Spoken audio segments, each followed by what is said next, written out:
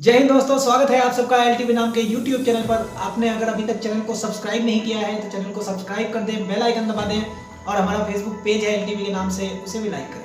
जैसा कि आप सबको पता है कि हमारे देश की जीडीपी ग्रोथ रेट -23.9 पर लुढ़कते हुए पहुंच गई है।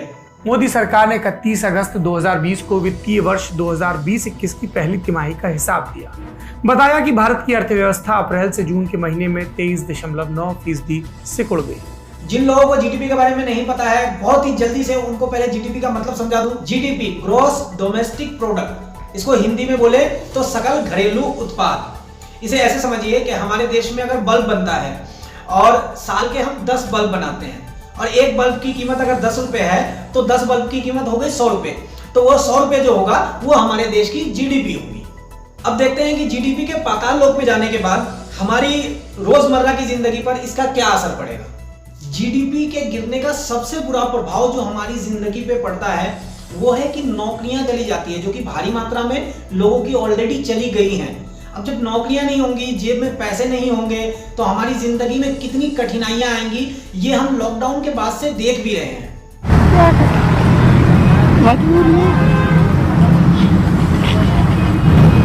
9 बजे आ जाए। 9 बजे 3 दिन से कर लगा लिया। 3 दिन से कोई काम नहीं लगता है। क्या करें? सरकार की आईटी सेल सोशल मीडिया पर बताने में लगी है कि कोरोना वायरस के आने के बाद जीडीपी की कमर टूट गई है। अगर हम कोविड-19 के आने से पहले के आंकड़े उठाकर देखें तो पता चलता है कि नोटबंदी और जीएसटी के बाद से ही हमारी जीडीपी आईसीयू में पड़े पड़े आखिरी सांसें गिन रही थी। कोरोना के आने के बाद सरकार को अपनी झूठ और मक्कारी की बंदूक चलाने के लिए एक कंधा मिल गया कोरोना के नाम पर। हालांकि कोरोना वायरस का असर तो पड़ा है हमारी देश की जीडीपी पे, मगर यह भी सच्चाई है कि कोरोना वायरस का असर पूरी दुनिया की जीडीपी पे पड़ा है, मगर सबसे बुरी हालत हमारी क्यों है। और अगर थोड़ा सा नजर घुमा के चाइना की तरफ देखेंगे तो पता चलेगा कि चाइना की जीडीपी 3.2% के प्लस पे चल रही है, जबकि कोरोना वायरस की शुरुआत ही वहां से हुई है। जब चीन में कोरोना वायरस फैला तो चीन के लिए वो बिल्कुल नई चीज थी, मगर जब कोरोना वायरस हमारे पास आया तब तक हम बहुत कुछ जान चुके थे कोरोना वायरस के बारे में। उसके बावजूद हमारी इतनी बदतर हालत क्यों, हम बताते हैं। काहे कि जब चाइना में कोरोना वायरस आया ना तो चाइना की गवर्नमेंट तुरंत एक्शन में आई वायरस को कंट्रोल करने के लिए, और जब हमारे यहाँ कोरोना वायरस आया तो हमारी गवर्नमेंट ने नमस्ते ट्रम्प के नाम से प्रोग्राम करके लाखों लोगों को जमा करके कोरोना वायरस का स्वागत किया। जब कोरोना वायरस चीन के वुहान शहर में फैला तो चीनी गवर्नमेंट ने वुहान शहर को बंद किया, और जब कोरोना वायरस हमारे यहाँ आया तो पहले हमारी गवर्नमेंट ने नमस्ते ट्रम्प किया, उसके बाद मध्य प्रदेश में सरकार गिराने बनाने की नौटंकी की, उसके बाद मस्त मेकअप शेकअप करने के बाद एक दिन मूड बना के मोदी जी ने बोल दिया, ध्यान से सुनिए, पूरे देश में आज रात 12 बजे से संपूर्ण देश में संपूर्ण लॉकडाउन होने जा रहा है। उसके बाद क्या हुआ सब जानते हैं। थाली बजाए, ताली बजाए, मोमबत्ती जलाए, और गो कोरोना गो कौन भूल सकता है। गो करुणा, गो करुणा, गो करुणा, गो करुणा, करुणा गो, करुणा गो, गो करुणा, गो करुणा। 5 राफेल देश में आने पे तो सरकार बहुत ढिंडोरा पीटती है, मगर जब हजारों मजदूर अपने घरों को पैदल निकल के 1400-1500 किलोमीटर पैदल भूखे प्यासे अपने घरों को पहुंचते हैं, कितने रास्ते में मारे जाते हैं, या फिर जीडीपी 23.9% माइनस में चली जाती है, तब सरकार के मुंह में आवाज नहीं होती। कोई कुत्ते के साथ रास्ते में गिरा हुआ दूध पी रहा है, इतनी बदतर हालत इन लोगों की हुई थी मजदूरों की उस टाइम, और सरकार के तो जैसे सांप सूंघ गया था। आज अगर जीडीपी में 0.1% का भी उछाल आ जाता तो क्या सरकार इसी तरह चुप रहती? क्या सरकार ढिंडोरा नहीं पीटती?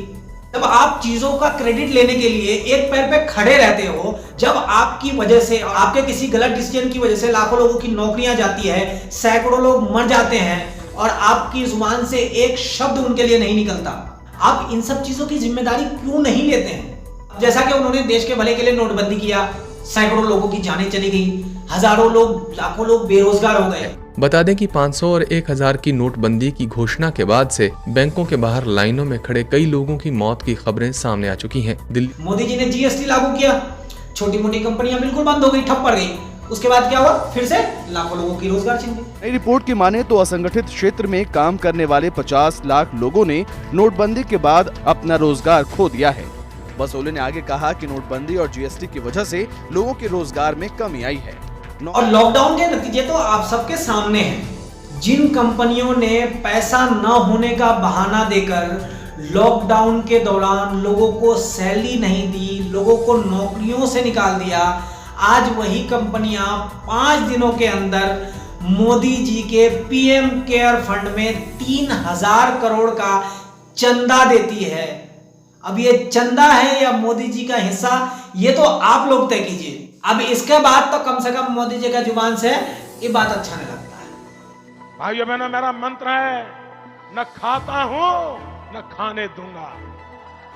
आज से 40 साल पहले के अगर आंकड़े उठा के देखेंगे तो 1979 में हमारी जीडीपी ग्रोथ रेट माइनस में गई थी, जो थी -5.2%। आज 40 साल बाद इस बार लगभग 24% माइनस में गई है, और वो भी ऐसे वक्त पे जब हमारी सरकार खुद को सुपर पावर और विश्व गुरु बताती है।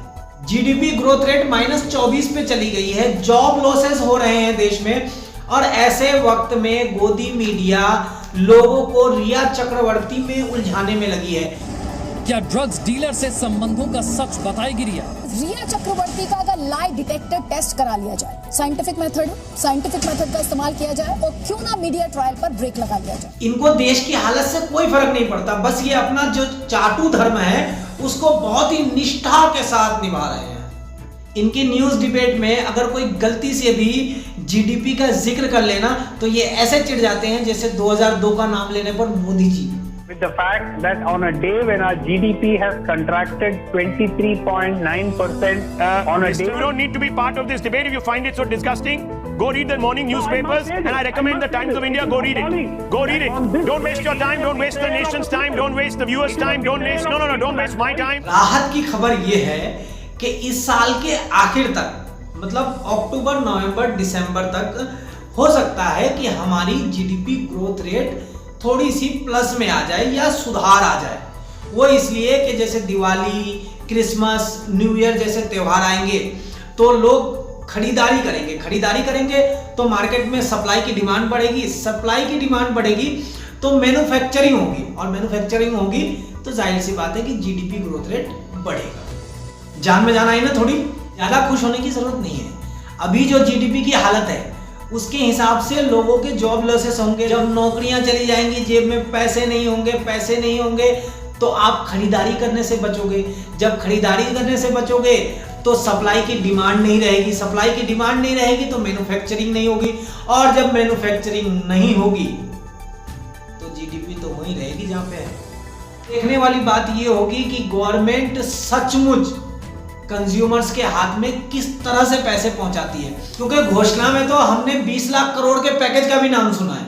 अब अगर किसी को 20 लाख करोड़ के पैकेज का कोई लाभ मिला हो तो कमेंट में लिख के जरूर बताइएगा।